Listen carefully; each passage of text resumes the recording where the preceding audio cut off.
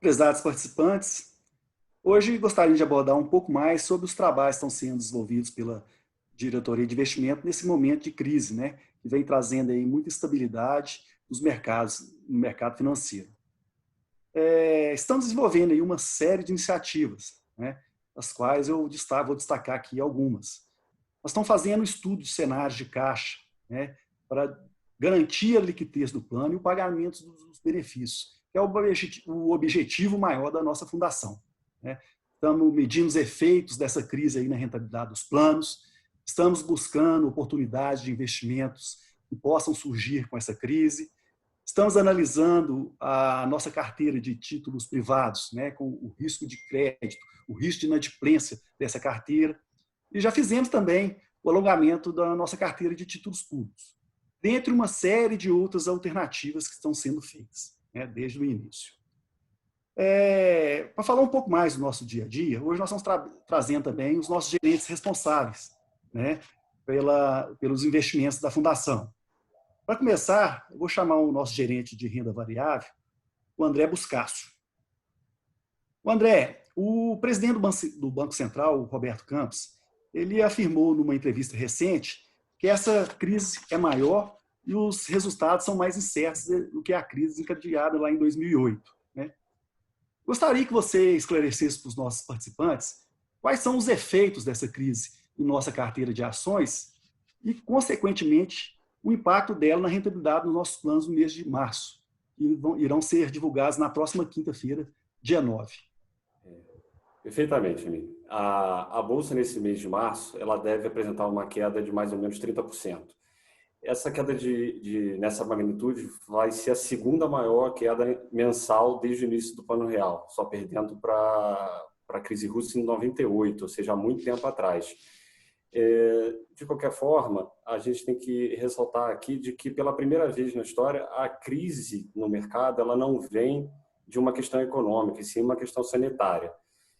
A questão sanitária fez com que diversos países tivessem que implementar essas medidas que a gente está vivendo hoje, de cessar alguns ciclos de cadeia produtiva, então algumas indústrias fecharam, cidades estão sendo fechadas, não só aqui no Brasil, mas ao longo do mundo, e tudo isso faz com que as empresas, ao não operar, não vender, elas não tenham um resultado, né, positivo, elas eventualmente vão ter prejuízo, e isso espalha por toda a cadeia, gerando resultado ruim, não só na Bolsa brasileira, mas em praticamente todas as bolsas do mundo. Mas a gente tem que olhar também o outro lado, né? Que as autoridades estão fazendo algumas medidas, tomando algumas medidas que são muito positivas, injetando recursos, garantindo salários e diversas outras medidas de cunho econômico que somam até mais de 5% do PIB global. Isso é bastante recurso. E com isso deve atenuar um pouco essa crise momentânea e ajudar na recuperação no segundo momento.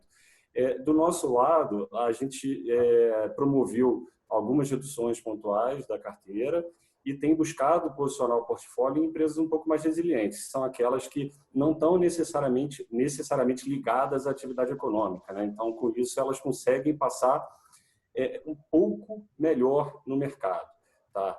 Então, isso não quer dizer que elas vão crescer, gerar lucro nesse primeiro momento, mas elas vão, relativamente a alguns outros setores, possivelmente elas vão passar melhor.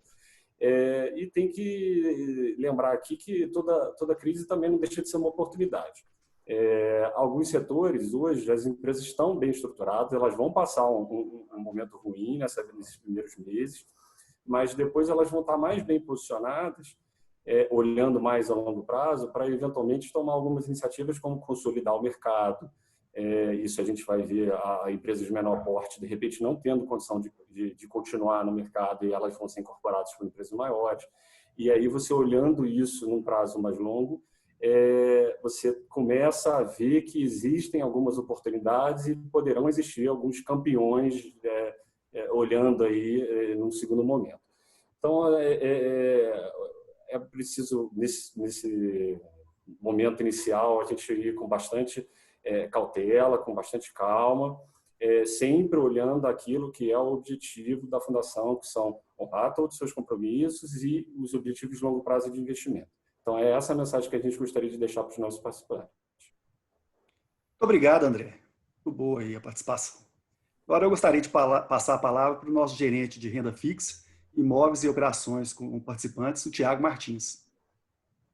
Tiago, essa crise está trazendo uma versão do investidor muito grande ao risco, né? Principalmente o risco de crédito, né? Com a incerteza gerada aí pelas empresas em honrar seus compromissos, e também o risco fiscal, né? Com o aumento de gastos do governo, fazendo uma abertura aí da taxa de juros futuros.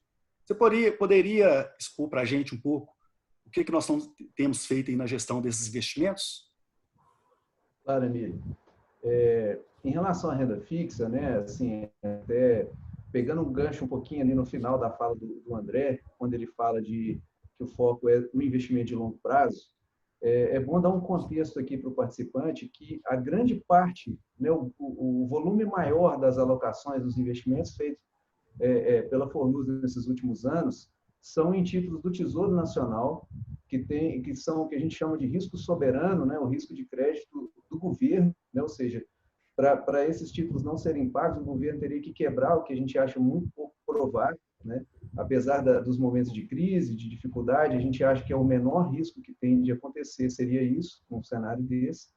E a gente veio fazendo investimentos ao longo dos anos em taxas de remuneração desses títulos superiores às metas atuariais. Então, a gente tem um colchão de garantia, de rentabilidade com baixo risco, muito robusto, né? Muito forte dentro da nossa carteira.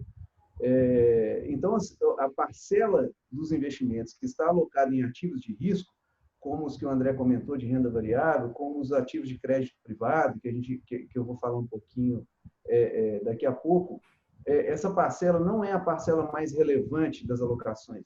E essas parcelas, a gente faz esses investimentos para poder tentar capturar, no longo prazo, um excesso de retorno acima daquilo que é livre de risco, né? Então, isso é o foco da nossa gestão, né? Assim, para poder fazer uma formação de poupança para o participante, para maximizar o retorno ao longo dos anos, para dar uma condição melhor de aposentadoria para ele, a gente faz isso de forma planejada.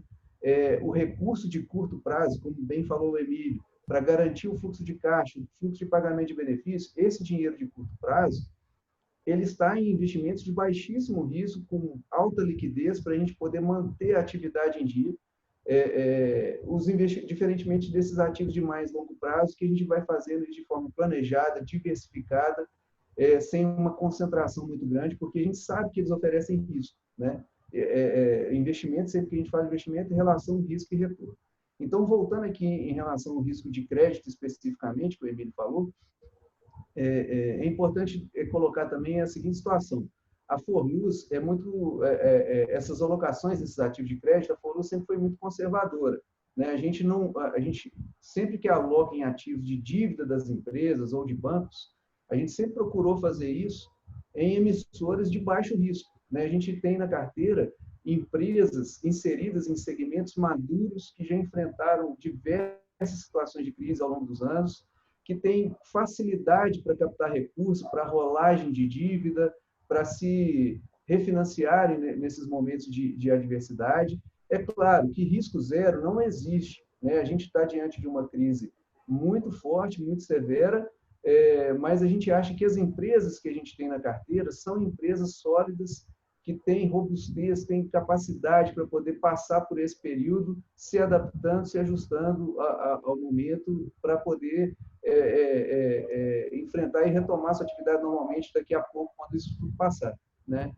Então, o cenário é adverso, impõe algumas incertezas, mas a gente tem tomado todas as precauções, estamos fazendo um monitoramento ali com a lupa em cima de toda a nossa carteira, avaliando as oportunidades, tentando capturar aquilo que pode trazer retorno no médio e no longo prazo, tentando sair daquilo que a gente acha que a relação risco-retorno já não faz mais sentido. Então, a gente está fazendo tudo de forma planejada, dentro da governança da Forluz, assessoria de risco, assessoria jurídica, o comitê de investimento funcionando plenamente. Então, a gente acha que vai passar muito bem por esse período e a gente vai estar aqui sempre atualizando vocês das medidas que a gente tem tomado. É isso, Emílio. Obrigado, Tiago.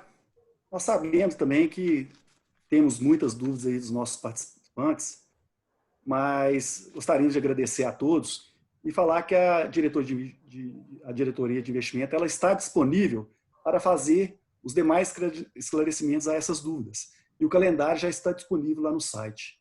Obrigado a todos.